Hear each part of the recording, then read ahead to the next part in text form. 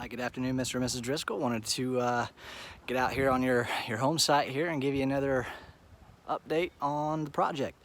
So as you guys can see, I don't know if you guys have been by to see it yet or not, but we have siding complete, which is excellent news. So I promise this isn't the actual house color you guys paid for.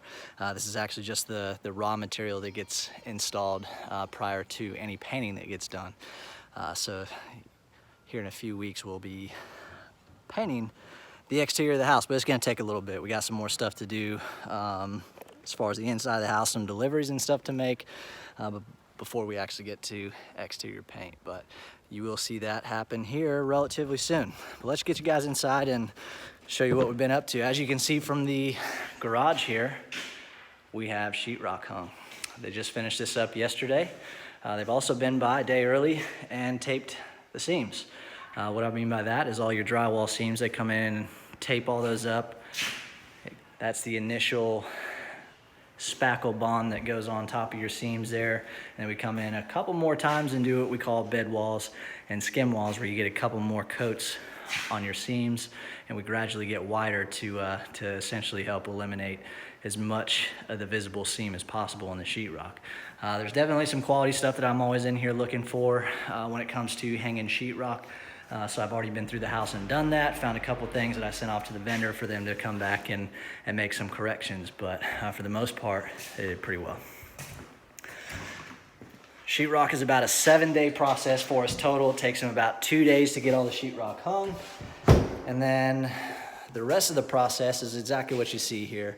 We want to get in here, tape all the seams, get rid of all the, the screw holes and all that fun stuff. So it takes a lot of parging, spackle work, sanding, dry time, all that fun stuff. So it's about a week-long business day process. It's 7 business days it typically takes us to get 100% complete with all your sheetrock. So the next thing you're gonna see go on is corner bead.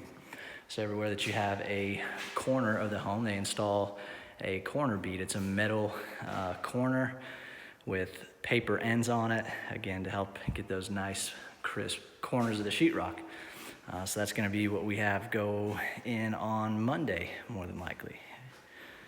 But we're looking pretty good. I'll try to get you guys a quick sneak of the entire house here.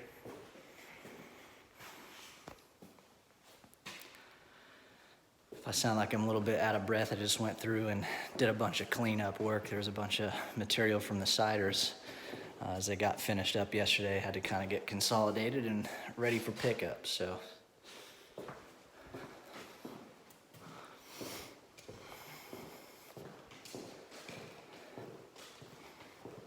Once we get finished with the sheetrock process, the next few things that we start working on are gonna be your interior trim. That's where we start doing the interior doors and baseboard and all the trim features that you have in the house. And then we go into cabinets. So the first thing you're gonna see happen on Monday, as long as the sheetrockers come in and they do what they need to, we're gonna have cabinets going first, and then trim goes in the very next day. Typically it takes our cabinet guys 1 to 2 days to finish all the cabinet installs, and then the trim guys will come in and set trim. Usually that takes them about a day, come in and set all the doors, install the trim, base molding and all that fun stuff. And then once we get those 2 items essentially squared away, we also start working on tile shower surrounds. So we'll come in and do all the shower surrounds, and about that same time, we start prepping for rough paint. Rough paint's about a 5-day process for us, 5 business days, to be able to get all the way through rough paint. And I always like to emphasize the fact that it's rough paint just due to the fact that we come in several more times throughout the process to do a final paint and then 2 rounds of actual drywall and paint touch-up. So rough paint, the house is gonna look really, really good. Almost it looks like it's a final paint coat, but of course we have 1,000 trades that are gonna be in here over the next few weeks as we get into fit to finish. So things are gonna get dinged up a little bit. So it essentially gives us the opportunity to come in and make any of those corrections that we need to throughout the rest of the construction. So.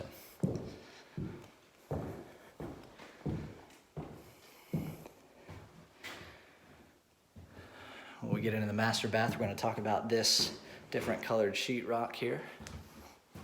You can also notice you got some up around the shower here too.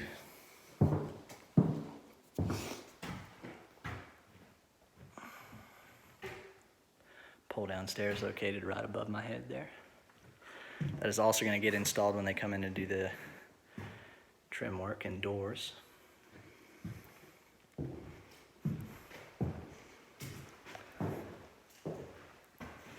Of course, my favorite master bedroom setup of them all.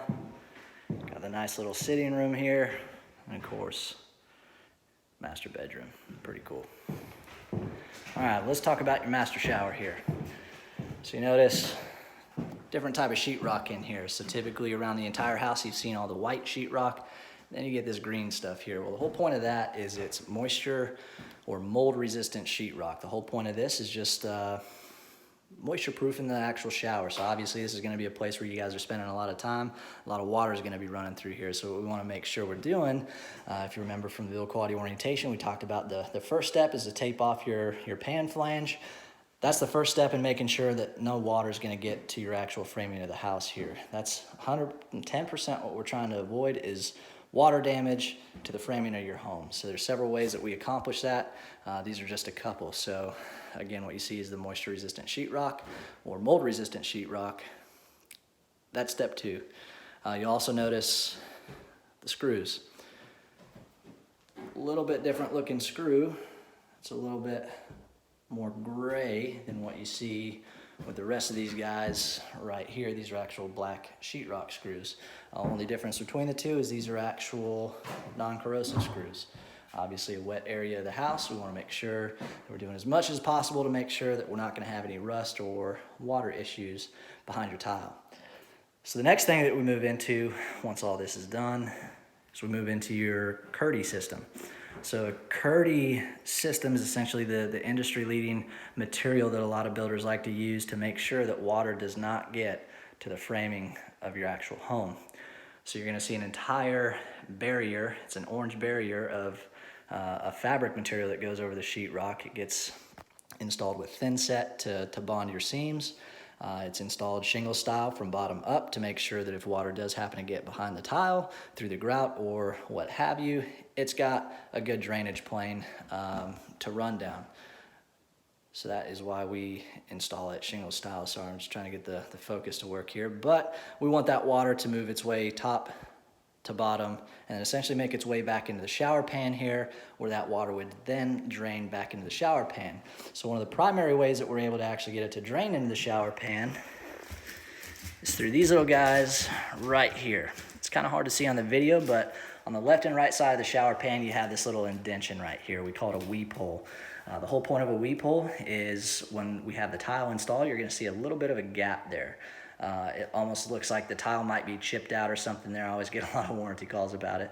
But the whole point of that is to be able to allow any water that might get behind the tile to escape and get back into the shower pan without getting behind, your walls or anything like that. So there's definitely a method to the madness. Definitely a lot of focus that goes into our tile showers to make sure that we don't have those moisture issues in the shower. So hopefully you guys learned a couple things there, but definitely like to show that off to you guys. That's our process. I know not a lot of other people have different ways of doing it, but this is a way that we've been tremendously successful with. So we'll talk a little bit more about tile showers when we get to your pre-closing orientation. There's a few more things I like to talk about, but as far as the rough-in installation and sheetrock and moisture barrier, that's what we got. So if you have any questions, comments, concerns about any of that, feel free to reach out to me and I can try to answer your questions to the best of my knowledge. I guess get you a quick little snapshot of the rest of the bathroom here. Got the linen closet there. This guy right here is going to be the water closet. Of course, you got another walk-in closet here. And then to complete the Jack and Jill closets, for your walk-in closets, you got the other one right over here on the back side of the shower.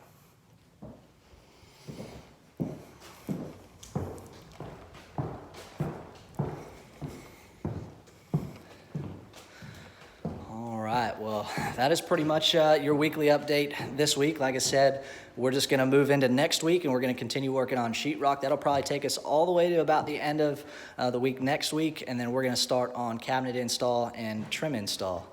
So that's what we have to look forward to as we get into next week. And then of course, try to get you guys an update. As long as we have cabinets and trim in at the end of the week, I'll be able to shoot you guys another video update to kind of show you what the house looks like at that point in time.